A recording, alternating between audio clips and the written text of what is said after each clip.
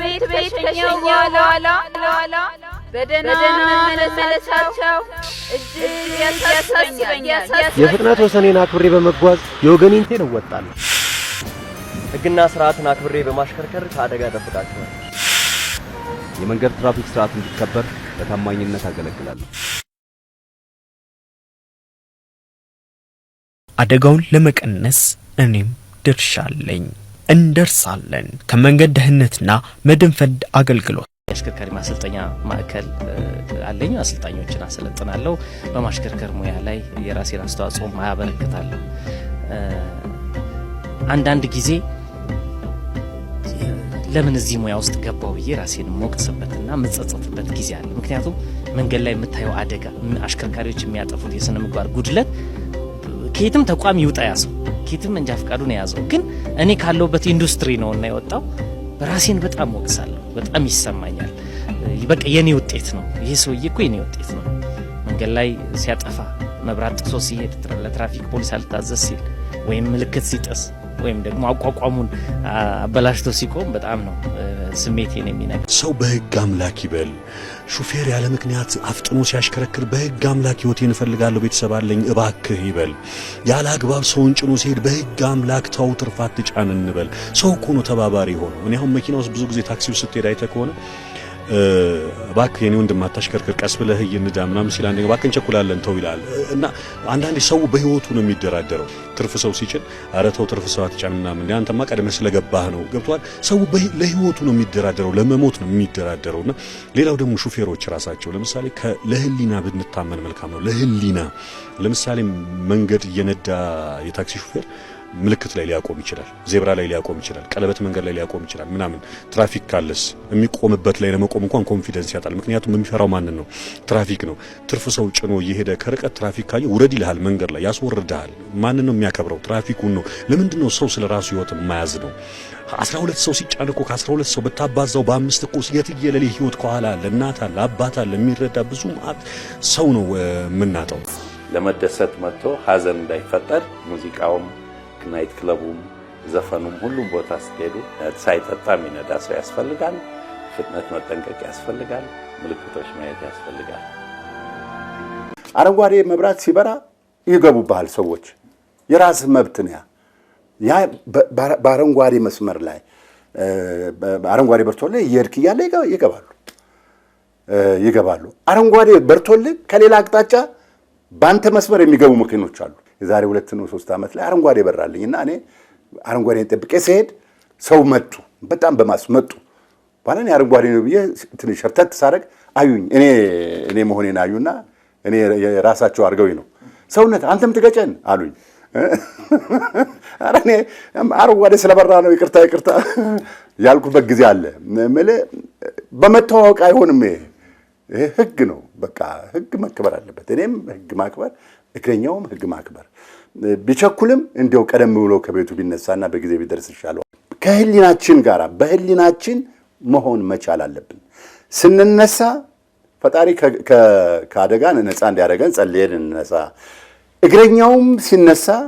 እግረኛውም ከቤቱ ሲነሳ ከራሱ ጋር ሆኖ ምንም አይነት አደጋ እንዳይፈጠር አሽከርካሪውን እንዲረዳ ሆኖ አሽከርካሪውን በመንገድ ላይ እንዲረዳ ሆኖ ችግር እንዳይፈጥርበት ሆኖ መነሳት መቻል ይኖርበታል ነው። ስናሽከረክር በማሽከርከር ስራ ላይ ብቻ መሆናችንን ማሰብ።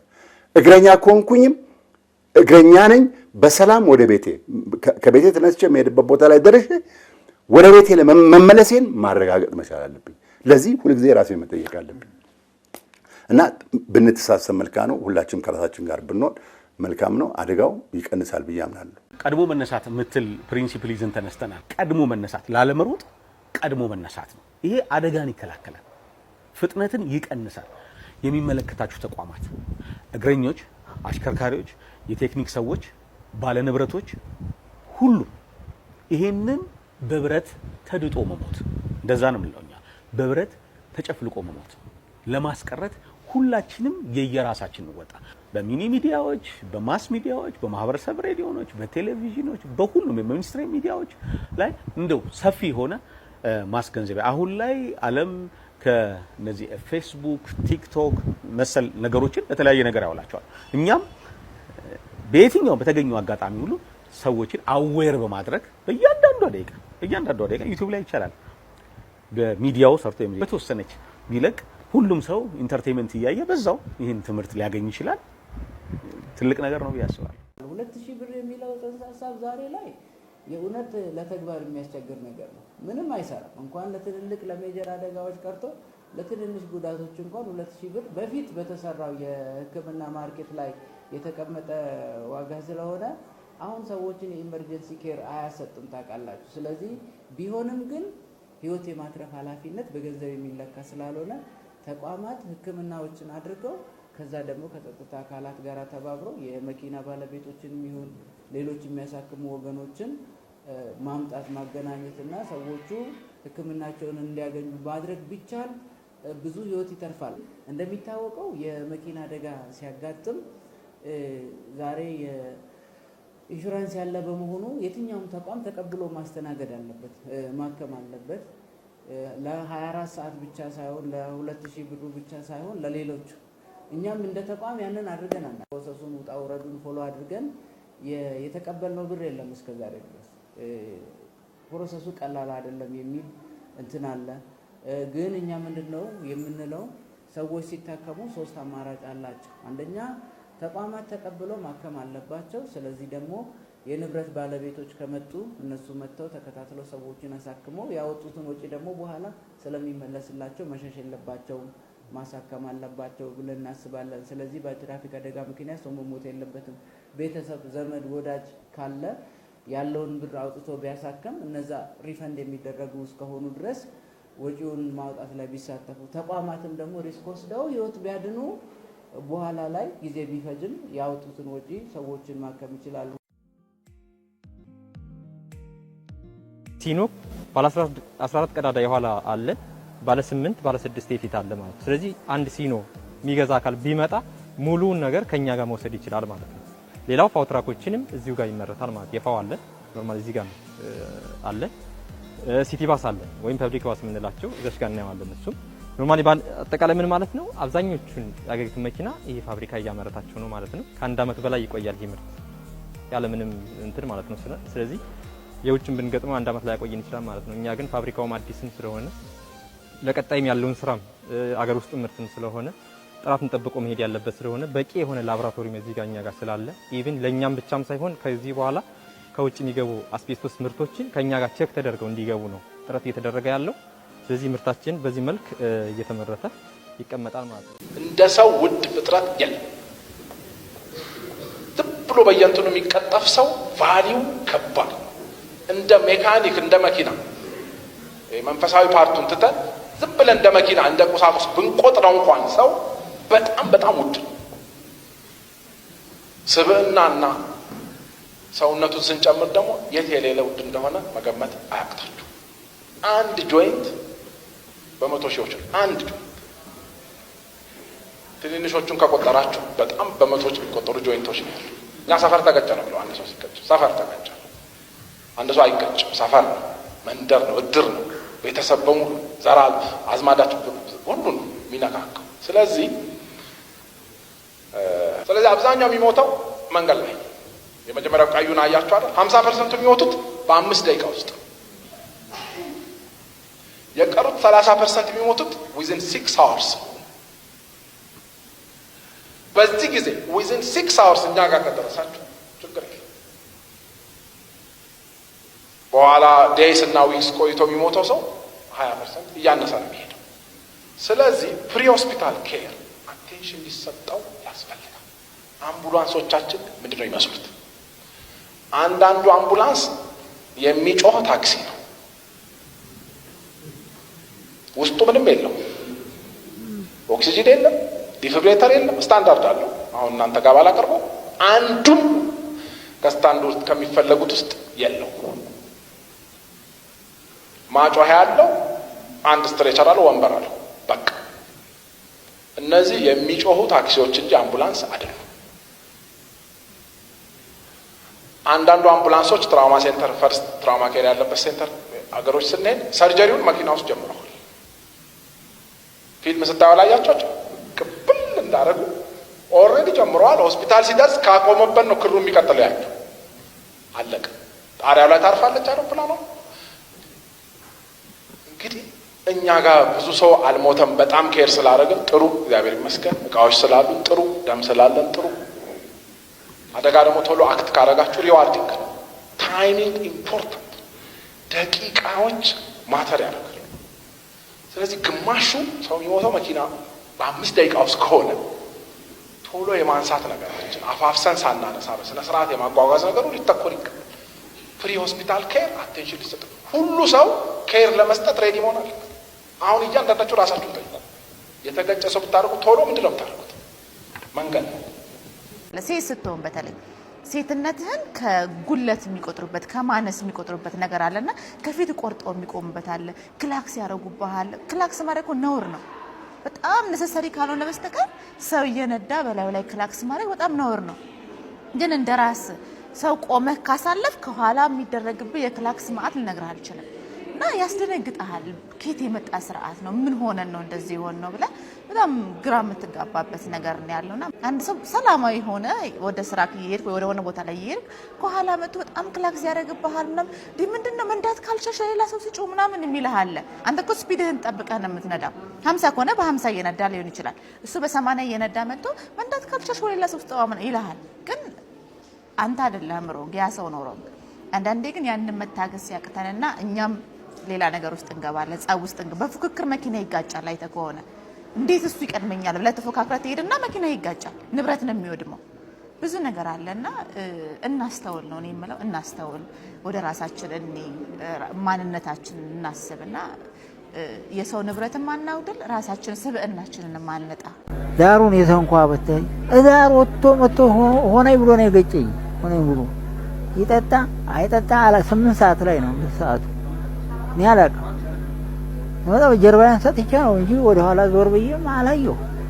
ሲመታኝ ብቻ ነው የሰማው።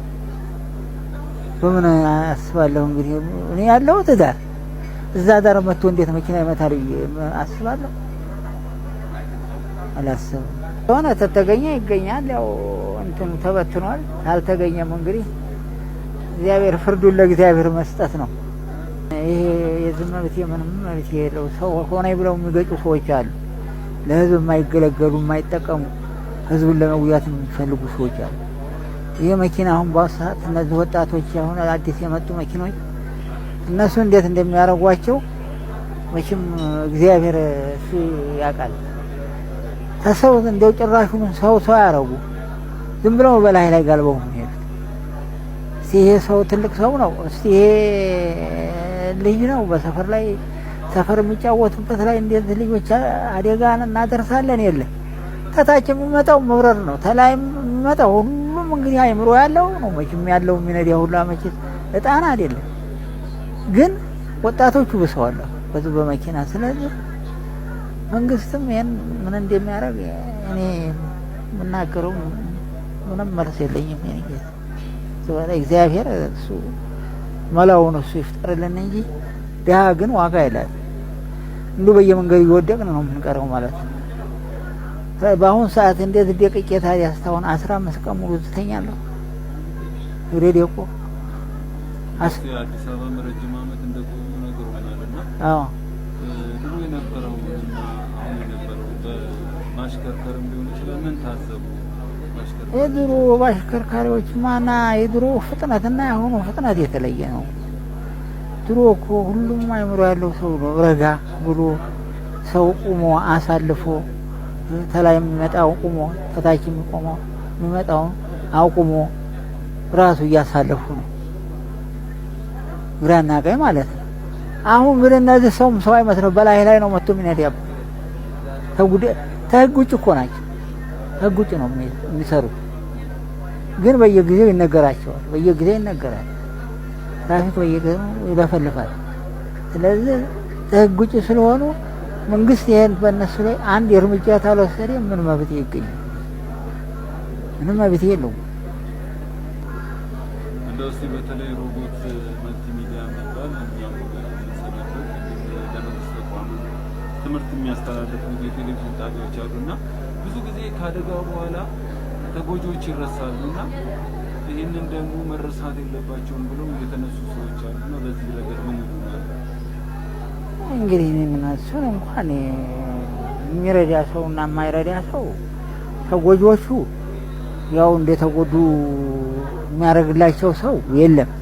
ምናልባት ገዳፊው ተጀርባው ሰው ታለው ያን ነገር ሊቋቋምለት ይችላል። ያ ግን ረዳት ሰው የሌለው ሰው ግን ምን ያው ወርቆ መቅረት ነው። እግዚአብሔር ታተረፈው ያተርፈዋል፣ ካላተረፈው ምንም ማድረግ አይችልም። እኔ አደጋ ላይ የሞተው ረዳቴ ነው። የከባድ ሹፌር አሽከርካሪ ነኝ ብያለሁ። የሞተው ረዳቴ ነው። ረዳቴ የማከብረውና የምወደው ልጅ ነበር። አብረን ስንሰራም ባለንበት ሰዓት አሪፍ ቀረቤታ አለን። አብረንም ለብዙ ጊዜ ተንቀሳቅሰናል።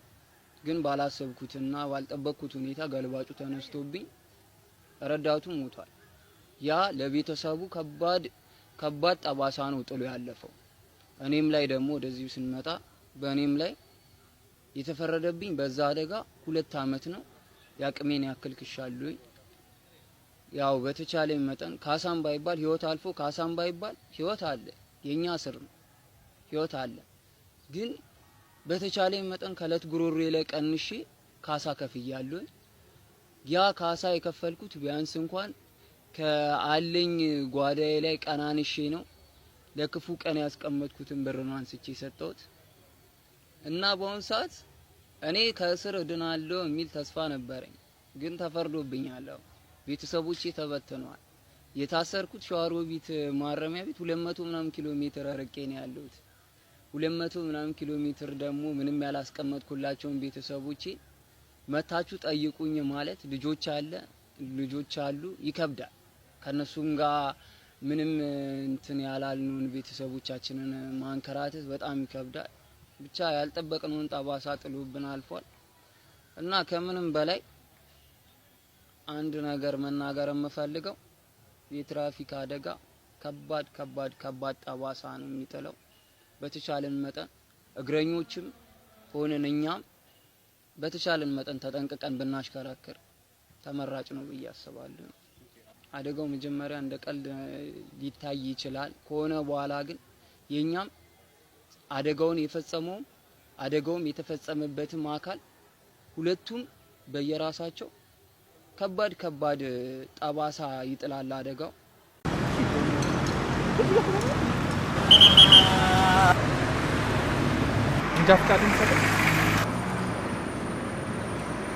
ስማ፣ የኛ ስራ ህግን በማስከበር የሰው ልጅ ህይወትና ንብረትን ከአደጋ መጠበቅ እንጂ በአቋራጭ ብልጽግና ማግኘት አይደለም። ሞተሩን አጥፋና ወረድ። የዛሬው ደግሞ ገገማ ነው። ማምለጥ ነው የሚሻለኝ አቡ።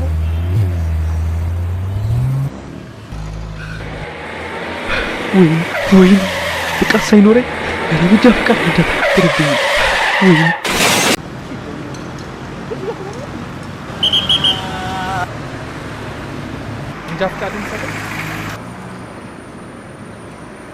ስማ፣ የኛ ስራ ህግን በማስከበር የሰው ልጅ ህይወትና ንብረትን ከአደጋ መጠበቅ እንጂ በአቋራጭ ብልጽግና ማግኘት አይደለም። ሞተሩን አጥፋና ወረድ። የዛሬው ደግሞ ገገማ ነው። ማምለጥ ነው የሚሻለኝ አቡ።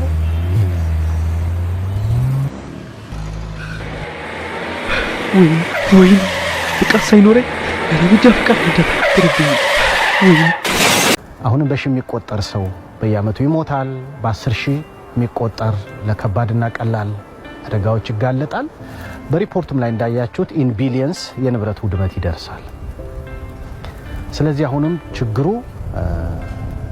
ከፍተኛ ደረጃ ላይ ያለ በመሆኑ ትልቅ ትኩረት የሚፈልግ ነው። ትኩረት ብቻ ሳይሆን ችግሩን ለመቀነስ የተቀመጡ ስትራቴጂዎችን፣ መንገዶችን መረዳትና ሁሉም በዛ ዙሪያ አበርክቶ እንዲኖረው ማድረግ ነው። ይህን ለማድረግ ደግሞ ዋነኛው መንገድ ግንዛቤ ነው። ሚዲያ አካላት ራሳቸው ግንዛቤ ሊኖራቸው ይገባል፣ ትኩረት ሊሰጡት ይገባል። ዘላቂ መፍትሄ ማምጣት በሚችሉ ፕሮግራሞች ላይ ማትኮር አለባቸው። ይህን ሲሰሩ ደግሞ ሁሉም የህብረተሰብ ክፍል እንግዲህ የመንገድ ደህንነት ለማረጋገጥ ከእያንዳንዱ ግለሰብ ነው የሚጀምረው። ስለዚህ ግንዛቤ ኖረዋል። ግንዛቤ ካለው ደግሞ ለአደጋ ከሚያጋልጡ ነገሮች ታቀባል። አሽከርካሪ ከስነ ባህሪና ከቴክኒክ ከችሎታ ጉድለት እንዲታረም እግረኛውም ሚናውን እንዲወጣ ሌሎች የመንገድ ተጠቃሚዎችን በዚህ ሴክተር አበርክቶ እንዲኖራቸው የሚያስችል በመሆኑ ሚዲያ እንደሚባለው ለጥሩ ነገርም ጥሩ ላልሆኑ ነገሮችም ያለው ሚና ከፍተኛ ስለሆነ ይህንን ተጠቅመን ወደፊት ለመጓዝ ትልቅ አስተዋጽኦ አለው ብለን ነው የምናምነው። አለባበሴም ትንሽ ዳርክ ነገር ስለነበረ የሚመጣው መኪና የእንትን ላይት ነው ያበራው፣ ዋናው ላይት አላበራውም ነበርና አልታየንም። እኔም አላየሁም። ግራና ቀኝ ማየት ነበረብኝ። ከኋላ ሰው ሲጠራኝ እሱን አናግሬ ሲሻገር ነው የተገናኘ ነው። ትንሽ መኪናው ትንሽ ፍጥነት ነበረው። እኔ ጋር ሲደርስ መቆጣጠር ስላቃተው ነው የተገጨሁት። የትልቁ ስህተት ግራና ቀኝ ማየት ነበረብኝ። መቼም አይድረስ አይባልም፣ ደረሰ፣ ግን ተረፍኩኝ። ምንም ይሁን ምን የመንገድን ወይም የትራፊክ ሕግ ማክበር ተገቢ እንደሆነና ግዴታም እንደሆነ አያየ ወደኛ የሚመጣውን መኪና ይሄ እኮ የእርሱ መንገድ አይደለም፣ ደግሞ አካሄዱ በጣም አደገኛ። ነፍሴ መዞሪያ ሩቅ ስለሆነ በአቋራጭ መጠቀሙ ነው። አሳልፎ ራሱንና ሌላውን አደጋ ላይ ከሚጥል ረጅሙ መዞሪያ ይጠቀማል። ወንድም ይሄ አንተ መንገድ አይደለም። አውቃለሁ በጣም ስለምቸኩል። ልትቸኩል ትችላለህ፣ ነገር ግን ላንተም ሆነ ህጉን ጠብቀን ለምንጓዝ ሰዎች አደጋ ነው። ቸኩዬ ነው አልኩህ እኮ። በቃ አሳልፈን። ደግሞ ምን አገባ? ትራፊክ ነህ። ግራ በእናትህ ዝም ብለን በቃ ዝም ብለን እንደው ህግን ለማስከበር ትራፊክ መሆን አያስፈልግም። ለማንኛውም ለጫንካቸው ቤተሰቦችህም አስብ። እኔስ እሄድልሃለሁ። እሺ መምህር፣ አዋቂ ነኝ ባክ።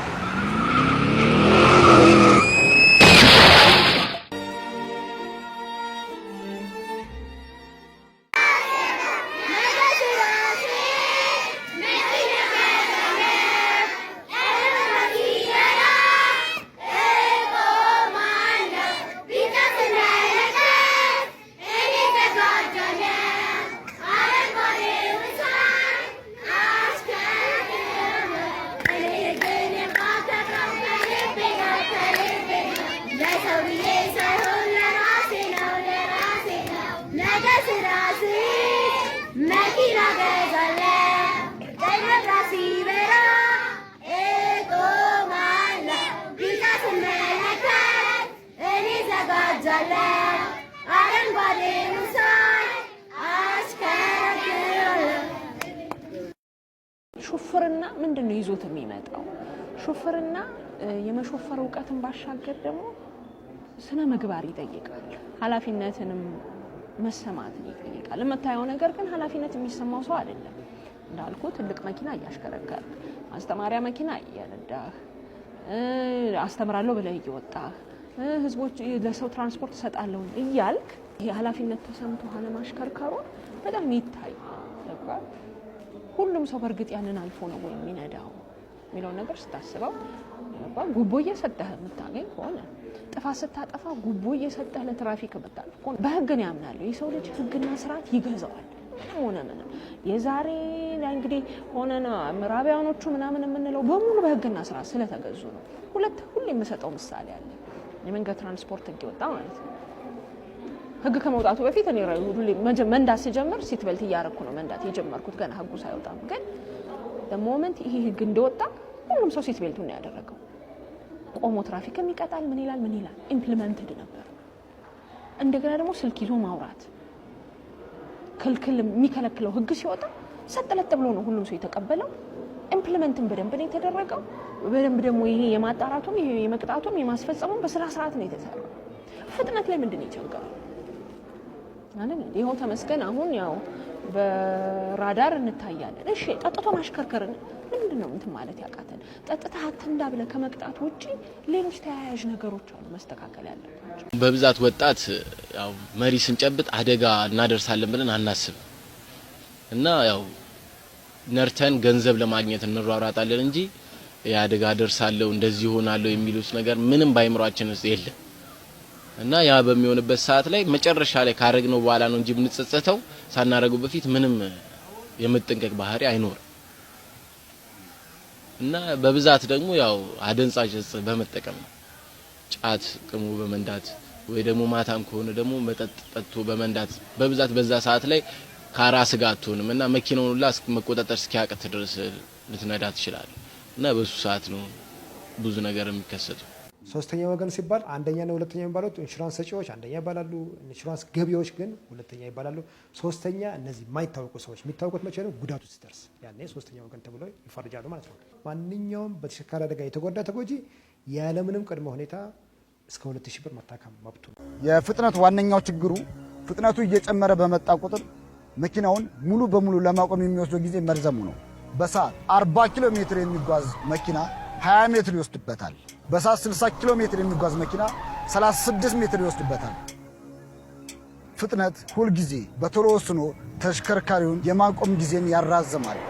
ለከባድ ተሽከርካሪዎች ደግሞ የበለጠ ይረዝማል። መንገድ ላይ ድንገተኛ ነገር እስካልተፈጠረ ድረስ ምንም ላትሆኑ ትችሉ ይሆናል። 10 ኪሎ ሜትር በሰዓት የሞትና የሽረት ጉዳይ ሊሆን ይችላል። አስቡበት። ፍጥነት ይገላል። በብዛት ወጣት ያው መሪ ስንጨብጥ አደጋ እናደርሳለን ብለን አናስብ እና ያው ነርተን ገንዘብ ለማግኘት እንሯሯጣለን እንጂ ያደጋ ደርሳለሁ እንደዚህ ሆናለሁ የሚሉት ነገር ምንም ባይምሯችን ውስጥ የለም እና ያ በሚሆንበት ሰዓት ላይ መጨረሻ ላይ ካረግነው በኋላ ነው እንጂ የምንጸጸተው ሳናረገው በፊት ምንም የመጠንቀቅ ባህሪ አይኖር እና በብዛት ደግሞ ያው አደንዛዥ እጽ በመጠቀም ጫት ቅሙ በመንዳት ወይ ደግሞ ማታም ከሆነ ደግሞ መጠጥ ጠጥቶ በመንዳት በብዛት በዛ ሰዓት ላይ ካራስ ጋር አትሆንም እና መኪናውን ሁላ መቆጣጠር እስኪያቅት ድረስ ልትነዳ ትችላለህ እና በሱ ሰዓት ነው ብዙ ነገር የሚከሰተው። ፍሬቻ ብዙ ጊዜ ያው ስንቆም የቀኝ ፍሬቻ ነው የምናቆመው። ቆመናል፣ ኦሬዲ ቆመናል። ስንነሳ የግራ ፍሬቻ ማናበራ ከሆነ ኦሬዲ ወደ መንገድ ስንገባ ምንድነው የግራ ፍሬቻ ነው የምናበራው ወደ መንገድ ስንገባ ማለት ነው።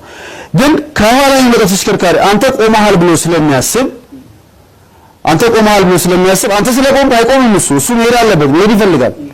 ስለዚህ አንተ ቆመሃል ብሎ ስለሚያስብ ሲነሳ አንተ ፍሬቻ ካላየህለት አንተም ስትነሳ ምን ይሆናል? አደጋ ይፈጠራል ማለት ነው። ስለዚህ ብዙ ጊዜ አደጋ የሚፈጥረው በግራ በኩል ነው ማለት ነው። በተጨማሪ ሲደረብም የቀኙ ቦዲ ፓርት ትተን የግራውን ነው ይዘው የምናልፈው ማለት ነው። ስለዚህ የግምት ያለማወቅ ጉዳይም ችግር አለ ማለት ነው። አፍንጫ ያላቸው ተሽከርካሪ ብዙ ጊዜ ያልፋል ብሎ ሲሉ የግራን ፍሬቻና ቦዲ ነው ብዙ ጊዜ የሚገጩት ማለት ነው። ግን ዞሮ ፍሬቻ ማሳየት መቻል አለባቸው። አንዳንድ አሽከርካሪዎች ፍሬቻ ማሳየታችሁ የማይጠነቀቅ መስሎ ከታያችሁ ስፖካችሁን አይታችሁ እጃችሁን ማውጣታችሁ በተጨማሪ ማስጠንቀቅ መቻል አለባችሁ። እንዳልኳችሁ የጋራ ነው አደጋ። ስለዚህ ፍሬቻውንም እንደቀላል የሚያዩ አሽከርካሪዎች አሉ። ይሄ ህግ የሚከበረው ለትራፊክ ፖሊስ ለመንገድ ትራንስፖርት ተቆጣጣሪ ሳይሆን ለህሊና ሲባል ነው። ሁሉም ለህሊና ህግን ካከበረ በዛው ልክ እመኑ የትራፊክ አደጋ ይቀንሳል። ስለዚህ ህግን በአግባቡ መጠቀም መቻል አለብን ማለት ነው። ሚዲያውም ያው ከሚዲያ እንደመምጣቴ ሚዲያውም መስራት ያለበትን ስራ አበክሮ መስራት አለበት። የሚዲያ ሀውሶችም ለመንገድ ደህንነት ትኩረት መስጠት አለባቸው። አሁን ብዙ ጊዜ አንድ ሰው ሐሳብ ይዞ ወደ ሚዲያ ሀውስ ሲመጣ ምን ያህል ገንዘብ ያስገኝልኛል ነው የሚለው ሚዲያ ሀውሱ እንጂ ይሄ ነገር ቢሰራ የህብረተሰቡን ህይወትና የህብረተሰቡን ንብረት ከጉዳት ይጠብቅልኛል ብሎ ያለ ማሰብ አይነት ነገሮች አሉ። ስለዚህ ሚዲያውም አጀንዳ አድርጎ መስራት አለበት። እንደ ሌሎቹ እንደ ስፖርት እንደ መዝናኛው በእያንዳንዱ እቅር ላይ የመንገድ ደህንነት ጉዳይ ላይ እንደ ባህሉ ነው መምጣት ከቻለ ብዙ ችግሮችን መፍታት እንችላለን። አሁን ትምህርት ቤቶች አካባቢ የህፃናት ደብተር ላይ ስለ መንገድ ደህንነት ስለ ምልክቶች በዛ ሁኔታ እየታተመ እንኳን ደብተሮች ሲመጡ ከልጅነታችን ጀምሮ በዚህ መንገድ ደህንነት ላይ ሰፋፊ ነገሮችን እያወቀን እያየን ማደግ እንችላለንና ትውልዱ ላይ በዚህ ሁኔታ መስራት ከተቻለ አደጋውን መቀነስ ይቻላል።